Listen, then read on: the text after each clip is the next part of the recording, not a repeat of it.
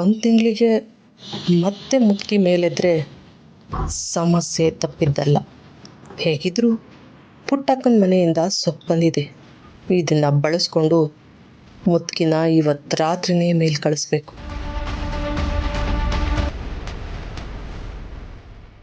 ಬಸು ಅಕ್ಕ, ಮಗು ಅಳ್ತೈತೆ, ನೀವು ಹೋಗಿ ನಾನು ಕಷಾಯ ಮಾಡ್ತೇನೆ. ಮಗು ಅಳ್ತಿದ್ಯಾ? ಸರಿ, ಇಲ್ಲಿ ಅರ್ಧ ಮಾಡಿಟ್ಟಿದ್ದೀನಿ, ಅದನ್ನು ಹಾಕಿಕೊಡು, ನಾನು ನೋಡ್ತೇನೆ.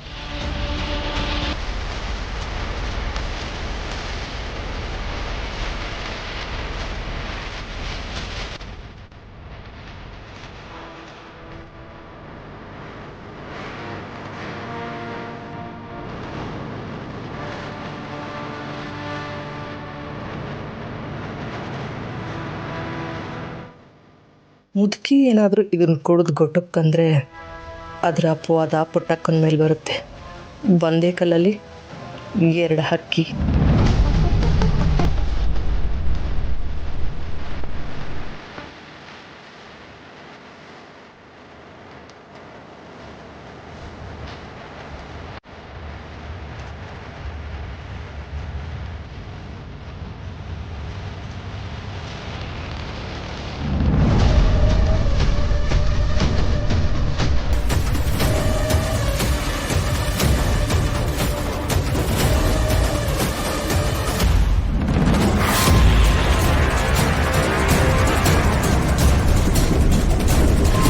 ನಾನು ವಿಷ ಬೆರೆಸೋದನ್ನ ಇವಳೇನಾದರೂ ನೋಡ್ಬಿಟ್ಲಾ?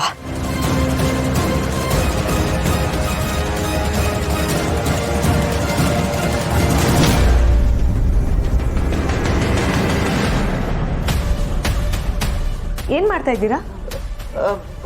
ಅವರೇ ಅದು ಬಸು ಅಕ್ಕ ಕಷಾಯ ಮಾಡ್ತಾ ಇದ್ರು, ಅದಕ್ಕೆ ದೊಡ್ಡವರಿಗೆ ತಗೊಂಡೋಗಿ ಕೊಡೋಣ ಅಂತ ತಗೊಂಡೋಗಕ್ಕೆ ಬಂದೆ. ಸರಿ, ಅದು ಕೊಡಿ, ನಾನು ತೊಗೊಂಡೋಗ್ತೀನಿ. ಅಜ್ಜಿಗೆ ನೀವು ಬಿಸಿನೀರು ಕಾಯಿಸ್ಕೊಂಡು ಬಂದುಬಿಡಿ. ಕೊಡಿ.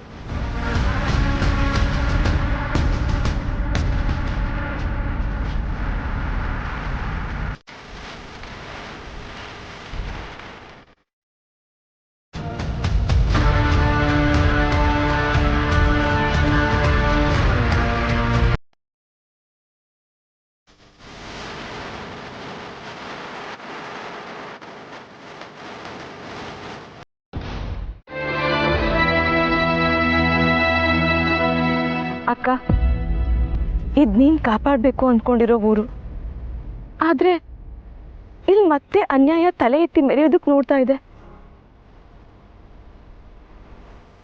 ನಾವೆಲ್ಲ ನಿಮ್ಮವರು. ನಮಗೆ ಕೆಟ್ಟವರಿಂದ ಯಾವುದೇ ತೊಂದರೆ ಆಗದಿರೋ ಥರ ನೀನೇ ನಮ್ಮನ್ನು ಕಾಪಾಡಬೇಕು ಅಕ್ಕ.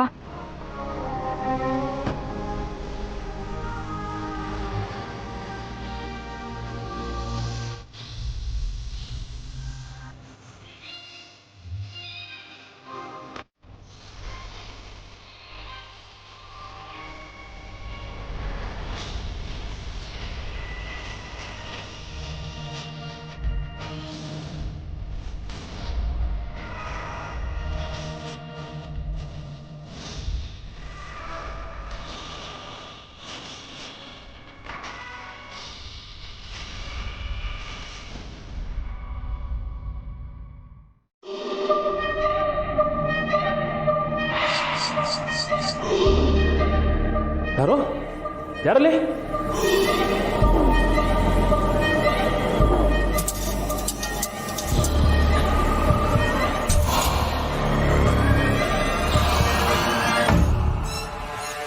ಯಾರಲ್ಲಿ?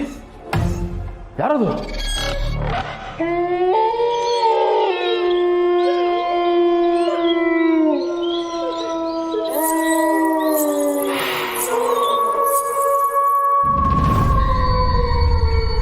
ನಾನು DC ಸ್ನೇಹ.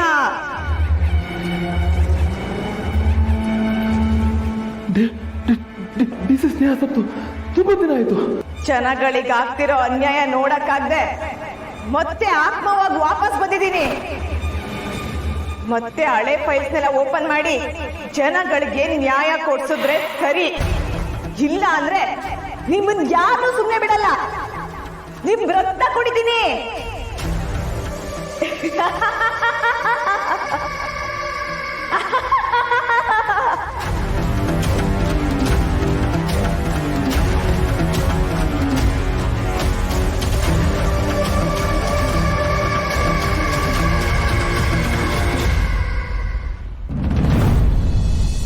ನಿಜ ಹೇಳ್ತಾ ಇದೆಯೇನೋ? ನಮ್ಮ ತಾಯಣ್ಣ ನಿಜ ಸರ್. ಆ ಡಿ ಸಿ ಮೇಡಮ್ ಆತ್ಮ ನಮ್ಮ ಆಫೀಸ್ ಹತ್ರ ಸುತ್ತಾಡ್ತಾ ಇದೆ. ಎತ್ತು ಬಿಟ್ರೆ ಜ್ವರ ಜಾಸ್ತಿ ಆಗ್ಬಿಡ್ಬೇಕು ನನ್ನ ಮಗನೇ. ಗಿಡ ಮರ ಅಲ್ಲಾಡೋದು ನೋಡ್ಕೊಂಡು ದೆವ್ವ ಭೂತ ಅಂತ ಕತೆ ಕಟ್ತಾನೆ. ನಾನ್ಸೆನ್ಸ್. ಈ ನನ್ನ ಮಗನಿಗೆ ರಾತ್ರಿ ಹೊಡೆದಿದ್ದು ಎಣ್ಣೆ ಜಾಸ್ತಿ ಆಗಿರ್ಬೇಕು. ಅದಕ್ಕೆ ಬಾಯಿಗೆ ಬಂದಂಗೆಲ್ಲ ಬೊಗಳ್ತಾ ಇದ್ದಾನೆ. ದೇವ್ರ ಹಣ ಇಲ್ಲ ಸರ್. ಸ್ನೇಹನ ಆತ್ಮ ನನ್ನ ಜೊತೆ ಮಾತಾಡ್ತಾ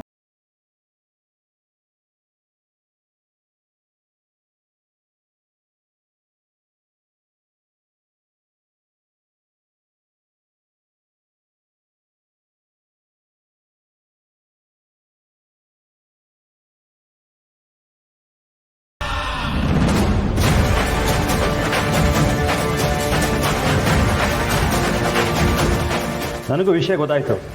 ಏನ್ರಿ ಇದೆಲ್ಲ ಮಿಸ್ಟರ್ ತಾಂಡವ್? ಏನಿಲ್ಲ ಸರ್, ಇವನು ಬಾಯಿಗೆ ಬಂದಂಗೆಲ್ಲ ಏನೇನೋ ಸುಮ್ಮನೆ ಹೇಳ್ತಾ ಇದ್ದಾನೆ. ಖಂಡಿತ ಇಲ್ಲ ಸರ್. ಹಳೆ ಫೈಲೆಲ್ಲ ಓಪನ್ ಮಾಡಿಸಿ ಜನಗಳಿಗೆ ನ್ಯಾಯ ಕೊಡಿಸಲಿಲ್ಲ ಅಂದರೆ ಎಲ್ಲರನ್ನೂ ಸಾಯಿಸ್ತೀನಿ ಅಂತ ಆ ಡಿ ಸಿ ಮೇಡಮ್ ಆತ್ಮನೇ ಹೇಳ್ತು.